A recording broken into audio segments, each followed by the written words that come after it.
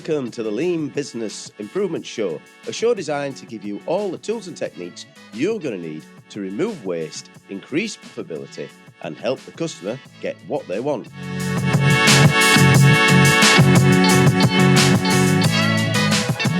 Welcome to Lean Business Improvement Show. I do hope you're well, and I do hope you are taking some knowledge and information out of these shows that you can really apply in your business. This show is designed to give you the tools and techniques to focus on removing waste, increasing productivity, and getting the customer what they want when they want it. I'm Matthew Haddock, your host. I'm a leader and lean expert with over 25 years of experience in a number of different industries.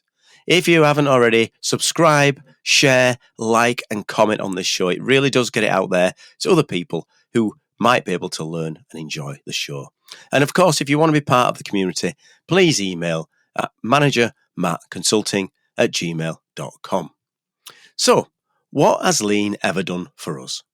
Is Lean something that can actually work in small to medium businesses?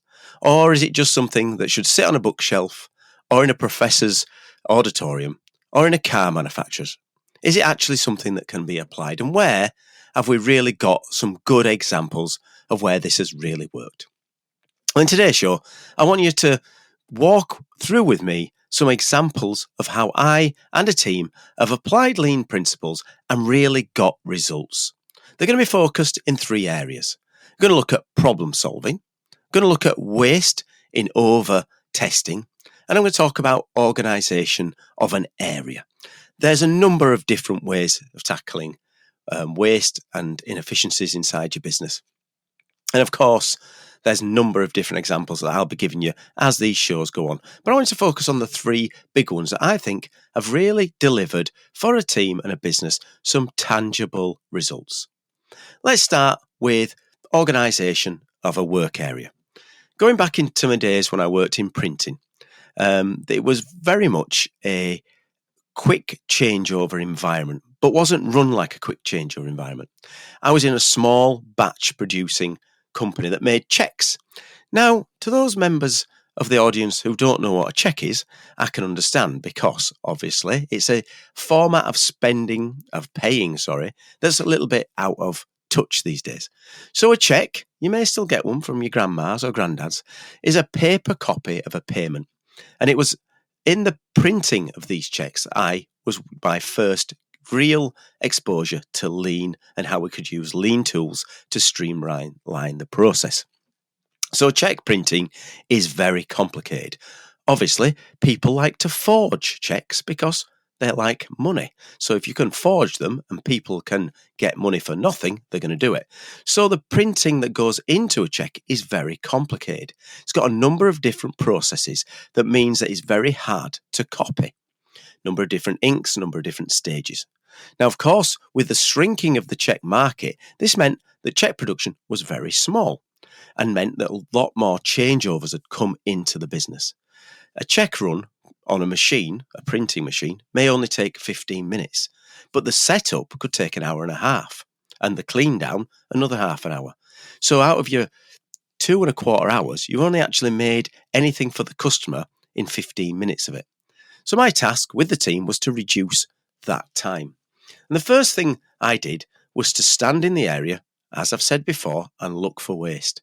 And it was obvious that the changeover time was extremely long due to the organisation of the area. People had to leave and go find parts.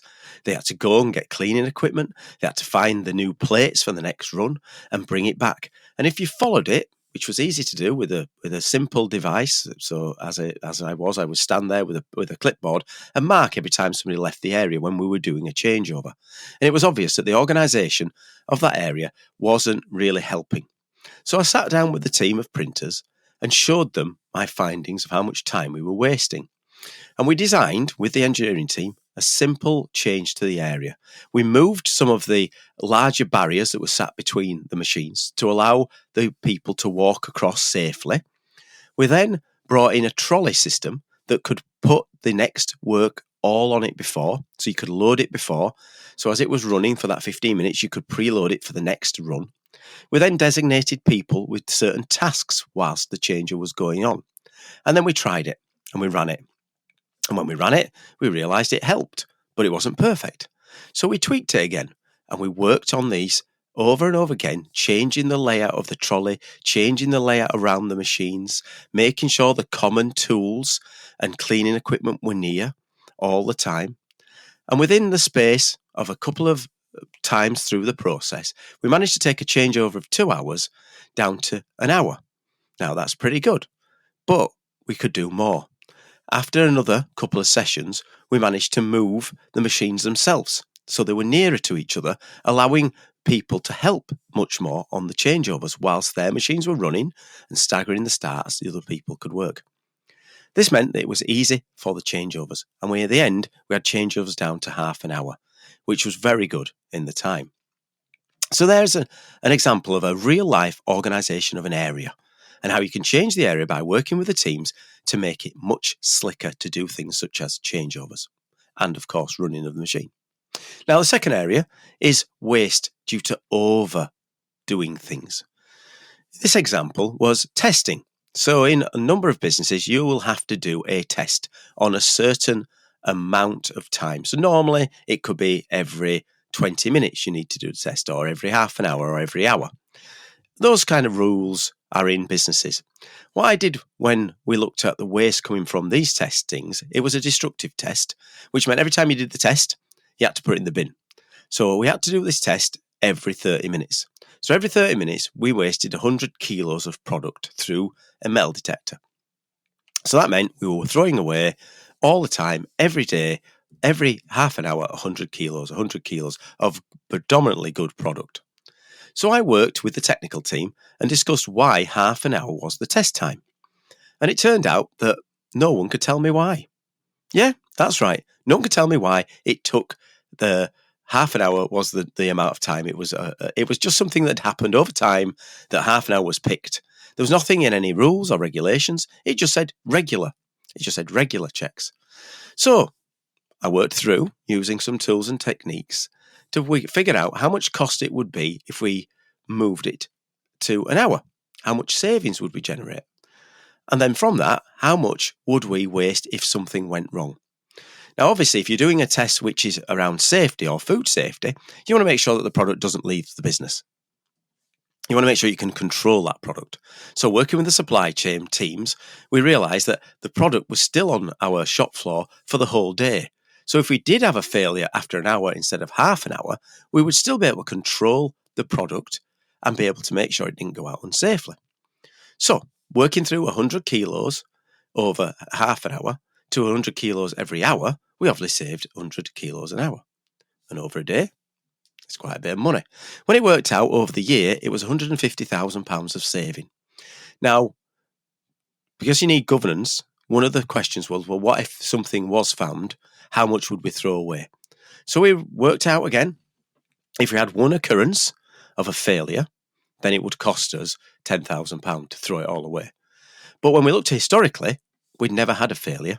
It was something you had to do, but we'd never had a failure over the space of it. So even with the waste potentially of one failure in a year, we'd still be saving £140,000. So there's another example of waste over testing. And my last example is problem solving. How do you use problem solving? Well, problem solving in itself becomes an art form, and the problem solving document can become a real ally to a lean practitioner. What you need to do with a problem solving document is look at how you really tackle the root cause. A number of times I worked in industry and we had a Groundhog Day.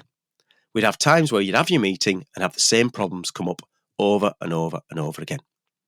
So what did I do? Well, again, you can't do it on your own. You work with a team and you bring in a structured document that says, what is the problem statement? What happened? What were the root causes if we know it? Then you go into a number of different tools, such as your 5 why. How can we solve this issue? By using the document, it gave you a structure. It meant that you could examine and get to root cause in real time. It meant that you didn't go back around the circle when you thought it was fixed with false fixes. So using a problem-solving document really helped. And then in a real life crisis, when unfortunately something does go wrong and a customer is affected, then you've got a documentation that you can show exactly how you are going to deal with the issue, how you're going to fix it in the future, and how you're going to stop it. And you can show that to your customer. As I said at the start, you're trying to help the customer order more from you and have a product that's safe. By doing it with a problem-solving structured document, you can then fix it. And what I will do is I'll show you some problem-solving documents in a future cast, and you can actually walk through it with me. So those are 3 examples of where you can actually use real-life lean and real-life problem-solving to get to the bottom and remove waste from your business. Well, that's it for this episode. As I said at the beginning, please subscribe and like. You'll see some of the videos and things come flashing up on the screen. But that's the end of it for today. If you want to message us, please send it to managermattconsulting@gmail.com. But that's it for the episode. I hope to see you in the next. Goodbye.